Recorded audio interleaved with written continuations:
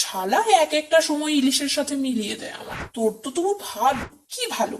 আমার মতো তুই কি পারবি থাকতে শুধু তাজা ভাজা মাছ আর শুটকি মাছের সাথে আমাকে মিলিয়ে দেয়?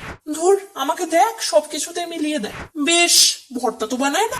কে বলেছে ভর্তা বানায় না? ভর্তাও বানিয়ে দেয়, কোনো ছাড় নেই আলু বেগুনে। ঠিক বলেছিস, কিন্তু কি বলতো, ভর্তা বানালেও কি আর হবে, আমি তো গা চুটকে ছেড়ে দেবো। তুই তো মোটে এটাই পারবি, আমি তো শরীরের ভেতর কবে যে সুগার ধরিয়ে দেবো কেউ বুঝবে না। ঠিক ওই বটে, চুলকানির চেয়েও সুগার মারাত্মক।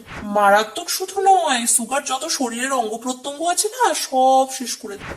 সুগারের পরিমাণ কতটা যাওয়া উচিত সে তো লোক জানে না। এটার জন্যই তো তারা বোঝে না সুগার কতটা যাওয়া উচিত কতটা না। যাক বাপরে, কখনো তো অন্যের জন্য আমাকে খারাপ পাইনি।